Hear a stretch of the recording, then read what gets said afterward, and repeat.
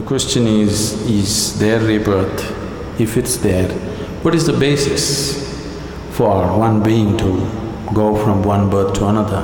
What is it that carries a person from one to another? Now if you need to understand this, you must have some understanding of the mechanics of who you are. I'm talking about the mechanics of how a human being is built. See, when you say I'm a human being, the outermost periphery is the physical body. In yoga, we look at everything as body because it is easier for you to understand that way. So we see the body as 5 dimensions or 5 sheaths. Physical body is known as Annamayakosha. Annamayakosha means… Anna means the food. This is food body. Next one is called Manomayakosha. That means it's the mental body. The third one is called Pranamayakosha, which means the energy body. Physical body, mental body, energy body. All these 3 dimensions are physical. They are physical existence. Physical body is very gross, mental body is subtler, energy body is even subtler, but all these 3 are physical. It's just like the light bulb is physical, you can see that. The electricity behind also is physical, isn't it? The wire that connects is also physical, the electrons that flow through the wire also are physical existence. So similarly, physical body, mental body, pranic body, all are physical dimensions of life. This physical dimension of life, both in all these 3 dimensions, carries the imprints of karma. On the body it is imprinted, on the mind it's imprinted, and on the energy it's imprinted. This karmic imprints or the karmic structure is what holds it together. Karma is the cement which holds you to the physical body. Karma is the bondage, at the same time it's only because of karmic stuff you can hold on to the body and be here. This is where spirituality seems to be difficult because if you try to take it away, it doesn't work. If you try to add, it doesn't work. You need to be just there. If you're just there, it's a moment. Now, the next 2 dimensions are called Vijnanamayakosha and Anandamayakosha. Vijnanamayakosha is non-physical but related to the physical. It is like a transient state. Anandamayakosha is completely non-physical. So, Vijnanamayakosha and Anandamayakosha means it's the bliss body. There is a bliss body inside which is 100% non-physical. It has no form of its own. Only if the energy body, the mental body and the physical body are in shape, it can hold the bliss body in shape. If these things are taken away, the bliss body will just become a part of the cosmos. So whatever you are referring to as Atman or the soul is a fiction actually. In the sense, people are describing a certain limitation of the non-physical as a soul. But the body for the soul is still your karma. If the karmic structure is completely dismantled, there is no soul, everything merges into everything else. What is referred to as Mahasamadhi or Mahaparinirvana is just this, that you slowly understand where the keys are and dismantle the karmic structure so that you become truly no more. When somebody dies, we say, this person is no more. That's not true. That person is no more the way you know them, but they still very much exist. Now if you dismantle the karmic structure 100%, now you merge with the existence. This is what is referred to as mukti, mahasamadhi. In Hindu tradition it is referred to as mukti. In yogic tradition it is referred to as mahasamadhi.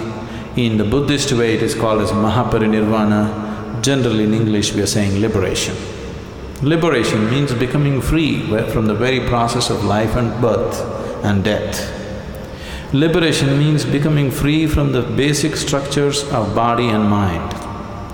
And for all this, the karmic structure is the strings which hold these things together. So when a person dies, obviously the physical body is something that you borrowed from the earth. This body is just earth, isn't it? You understand? This physical body is just a piece of earth which is right now prancing around like this. But you have to pay it back, atom to atom, no interest though. But you have to pay back every atom. You won't be allowed to carry a single atom from this planet. Nobody has managed it.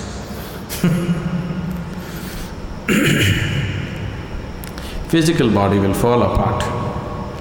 The mental body and the pranic body, depending upon the strength of your karma, goes on. If the karmic structure is very intense, unfinished, then it has to finish it.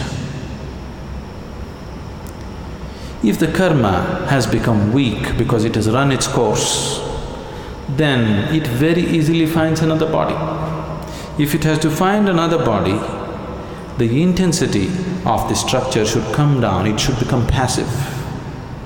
If it is very intense, it cannot find, it has to hang. So this is what you're referring to as ghosts. Somebody is dead, his karmic structure is still intense because it's not over. Now he needs much more time to find another body, he still exists. And the more intense his karmic structure is, the more visible he becomes, or more experientially available to people.